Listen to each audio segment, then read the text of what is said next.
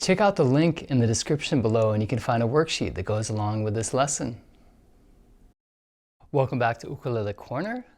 Let's take a look at doing some arpeggiation with our right hand, playing chords in first position. And I'm using reentrant tuning here. You can use low G as well, but some of the patterns and shapes have a certain color and character to them when we have this high G versus low G, but try both ways. And a great workout for the right hand. We're going to use thumb, index, middle, and ring fingers in the right hand across the strings. And we're going to use a series of chords. We're going to play a C chord, G7, and F add 9, which is just playing the first fret of the second string and then all other strings open. This sounds really great with a high G tuning. And what I would suggest if you're using low G tuning, instead of this particular chord each time in the progression we play, just put down your second finger and play a just regular F chord. It's going to sound a little bit more balanced when you do that. Okay, so with that in mind, G, let's just work on the progression. C to G7, F9, F9, back to G7. So we'd count 1, 2, 3, 4, 1, 2, 3, 4. Just get comfortable with that motion back and forth. Here I'm just using my thumb to do a down strum, just to get familiar with where the chords are in the right hand. Now try this as a block chord. This is where we're switching over to fingerstyle technique. Notice with my thumb I was playing up over the fingerboard. Fingerstyle, I like to bring my fingers back. My thumb is still about right at the edge of the fingerboard here, but my fingers are over the sound hole. So if I play C as a block chord, then G7, then F, add 9, then back to the G7. I'm just using thumb, index, middle, and ring, planting on the strings, making contact, pressure, release. Switch chords, contact, pressure, release. Next chord. Now that's the basis for a lot of what we're going to do. But at times, you can move index and middle to different sets of strings. You can move your fingers around. So the first example we're going to look at, actually, index is going to play the second string, and middle is going to play the high string. Thumb is going to play either the fourth or the third. So let's try this, do an arpeggiation just by playing from the fourth string up over a C chord, but I'm playing two notes with my thumb. Thumb, thumb, index, middle. Try that a few times. I just let my thumb fall, it's called a rest stroke, from the fourth to the third string, and then I do a free stroke where it clears the second string. You can really think about your placement and the tone that you're getting as you do this. I'll go through the chord progression, just doing this ascending pattern, but using the thumb to play two notes. You could get the same exact sound using thumb, index, middle, ring, just one finger at a time. You can try that as well. Thumb, index, middle, ring. And you'll see in the worksheet here, it's P-I-M-A. Thumb, index, middle, ring is given letters coming from Spanish. Pulgar, indice, medio, and anular. P-I-M-A.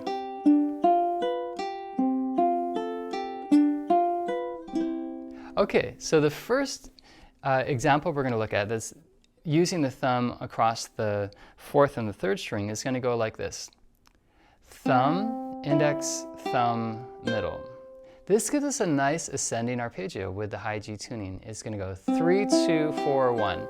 Thumb, index, thumb, middle. P-I-P-M. We're going to do that twice, then G7 twice. The F 3 times, 2, 3, then the G7.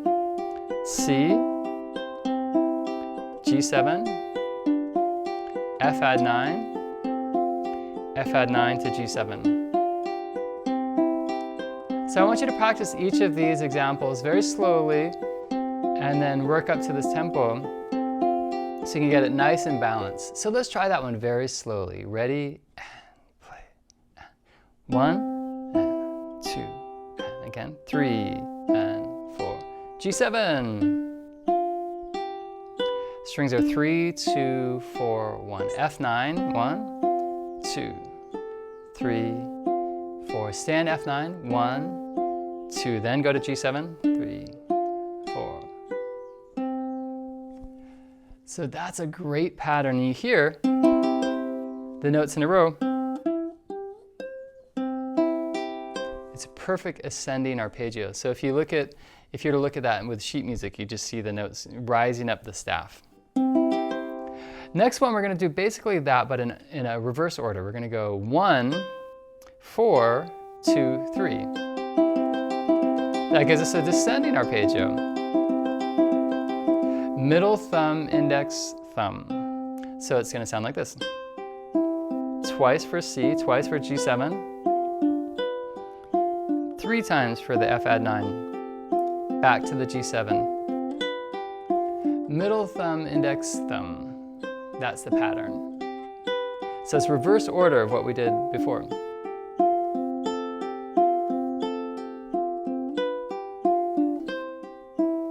Great arpeggio pattern, great accompaniment pattern. So middle, thumb, index, thumb. Strings are 1, 4, 2, 3.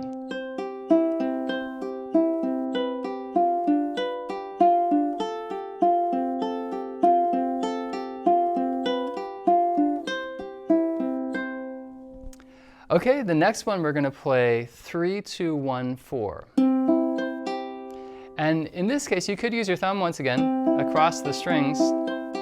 But now I want to introduce the idea of P-I-M-A. A is ring finger, annular. So we're going to go I-M-A and then to thumb P. So 3, 2, 1, 4. 3, 2, 1, 4. F shape. Back to the G7. Each one is a challenge because you're thinking of a very different sort of progression of motion across the strings with your fingers. 3, 2, 1, 4. 3, 2, 1, 4. Shift. So now we're starting with index finger instead of thumb, which we haven't done yet. Index starts this arpeggio. Then F add 9 shape. 3, 2, 1, 4. One more time. Then to the G7.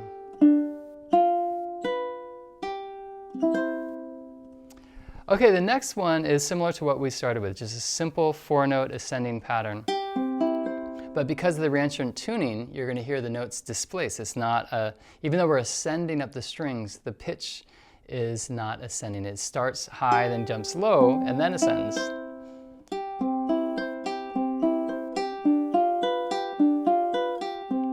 What you start to hear is a high string open as a pedal tone or a repeated note. Hear how that high G is played, or if you're using low G, it's going to be low G. But each new chord starts with that pitch. And we're just thinking 4, 3, 2, 1. 4, 3, 2, 1. Then I go to the F chord. I'll do this 3 times. 2, 3, then up. Yeah, nice. So you can really think of that tone. What kind of tone are you getting off of that 4th string? Try to get a nice warm sound. You can control the volume and accent different pitches. That's a great way to really get control over your arpeggiation. I'll play the high note loud. Aha! Very different sound. Playing louder with the ring finger. How about with thumb? Really digging into that note. I think musically, I like the high string sound better, right? You can experiment, see what you like. I think kind of bringing down the pedal tone and making it soft like this is a little smoother. I can maybe make index loud.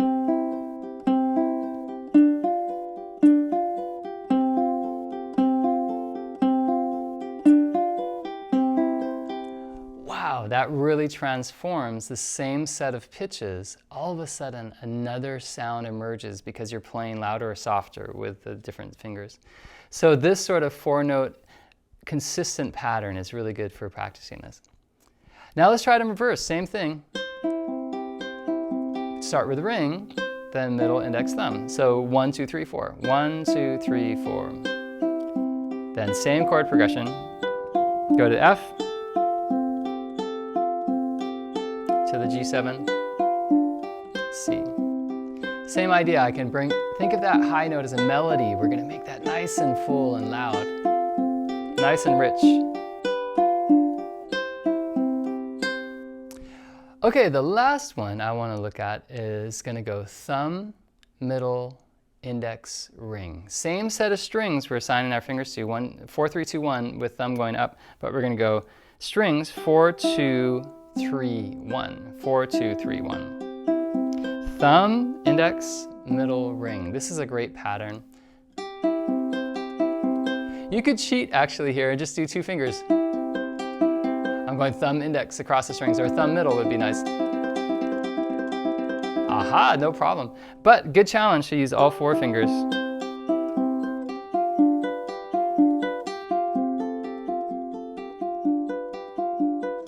I'll do the 3 F chords now. F add 9. One more time, and then G7. All right.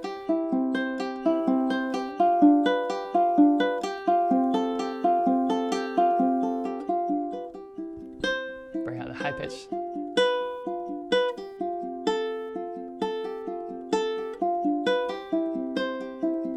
Interesting, this is more syncopated. We get 1, 2, 3, and 1, 2, 3, and it's an upbeats, right? So that high note accented there is really nice.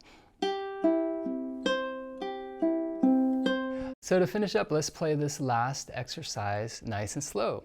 So it's going to be the 4, 2, 3, 1 pattern. Thumb, middle, index, ring. Ready, play. And C, twice. G7, twice. F add 9, 2, 3 times. Back to G7. Let's repeat it. C. Nice sweet tone. Go for a nice sweet tone with all the notes. We'll try to get a real balanced sound here instead of accenting in this case. You can decide how you want to interpret it and phrase it. G7 and then a C. All right, so if you go through this exercise, this series of arpeggio patterns, it's going to give a great workout to your right hand and really help to develop some diverse patterns that you can do in combinations of fingerings, and also articulation and volume and bringing out certain pitches against others. So have fun with that, and I'll see you soon.